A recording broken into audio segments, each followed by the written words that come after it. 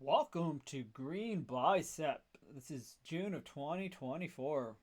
We're going to get into the economy in general, PPI, CPI, that type of stuff, which is inflation related. We're going to talk about credit cards. We're going to talk about how the consumer's doing in general, tax receipts a little bit, and from there, we'll be wrapping it up in about 10 minutes. First and foremost, the Fed. The Fed is meeting tomorrow. They'll likely hold rates steady, and these are the meetings the rest of the year. The markets move when the Fed talks. Next, get into job openings. As you could clearly see, job openings has been in a downtrend since May of 2022. Layoffs have held flattish to steady, and overall, this implies that the economy is weakening if you're not hiring as much. And you can see claims starting to tick up, so more people are getting laid off. Non-farm payroll, I put this in here because it's a directional indicator for the market. Typically, when the market does well, the following few days after payroll numbers, that's how it will trend for the next period of time. So it allows for a trend to be captured, the price point of the market post payroll. So, for example, in if the payroll numbers are released on July 5th and the market rallies for the next 2 days, it's likely to run for the rest of the month or at least stay in a range above that current price level. It's a good floor ceiling. Inflation, true inflation at the consumer level is saying inflation's held steady at 2% year over year. And so this is the consumer level. So in the stores when you go shopping in general. But when you look at commodities, the raw input, inflation is starting to ramp up pretty good for the month as well as year over year. And you can see this is uranium, natural gas, propane. With livestock as well, you can see eggs are up a lot, poultry, live cattle, 4.5% year over year. So it's all in a short amount of time. Most recently, agriculture, there isn't as much pressure in ag, but we have cocoa up quite a bit, and that was removed from CPI recently. And then you can see tea, boom, 4.6%, 22%. Yeah, I'm surprised. Inflation is still here. And then here you have the commodity index, and you can see it ran up, and now it's just really flat line. So things might be getting a little bit heavy in China as well as in the U.S. It appears China's picking up, but it's still early in the cycle to really determine that. You can see freight index is up a lot, so shipping has gotten more expensive for different reasons. And then next, look at industrial type metals. These are up quite a bit as well, a vast majority, with aluminum up 14%.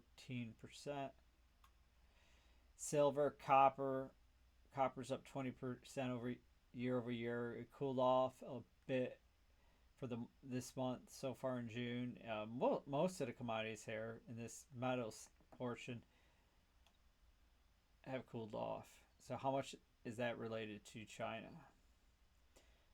And then you can see copper ran up, and the copper inventories were building up in certain areas of the world, and data validated that. The bonding zones in China, which is more of the free trade areas, there wasn't much copper inventory there.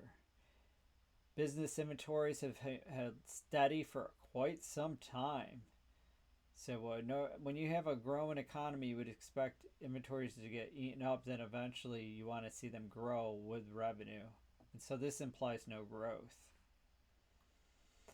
And then what is even more concerning when you look at new orders. New orders are down quite a bit year over year, and they're off more than shipments. So this implies the economy is slowing as well. And then when you look at capital goods, spending on CapEx, like heavy equipment and such in factories or even electrical related equipment, you can see it's off 2.9%. Non-defense is a little flat. And then defense capital goes way off, 15%. What's this? Defense, 25. Yeah, so the numbers don't look good from that perspective. Savings in personal savings United States has been trending down since January. It's hard to tell on this scale, but it's not good. But really, what's happening is folks are not spending all their savings, instead they're using their credit. And still has quite a bit more room to run, because you can see the utilization has a little bit of room here, and you can see the middle class. This is what this blue line represents. Has taken up a share of this new credit card debt, while the lower class and upper, not so much so. Lower is a function that they don't have available credit to begin with, and then the upper, they're able to sustain these interest rate swings apparently better. Personally, maybe not their business.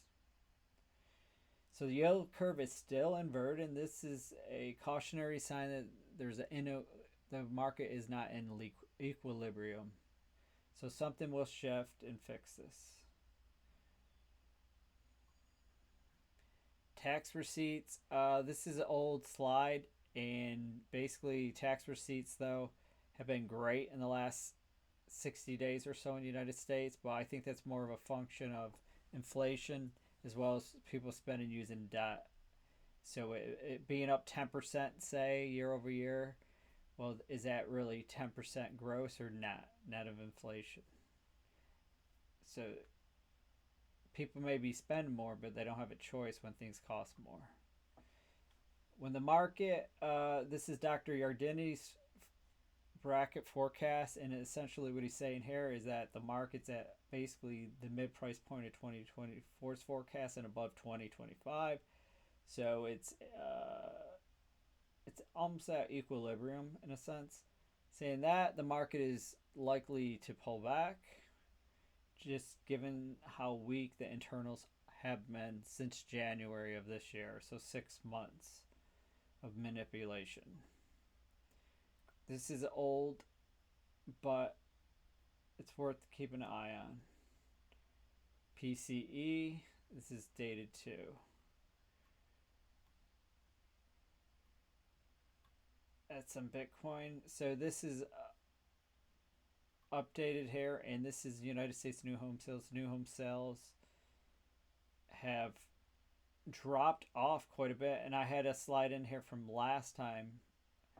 I used a specific slide, and it was the opposite trend. So the economy has flipped quite nicely into a negative spiral. Existing home sales are very similar. This is seasonality here in Feb, because they had the same thing prior years, but actually year over year, even especially we have an extra day in Feb. Existing home sales have gotten a lot weaker as well.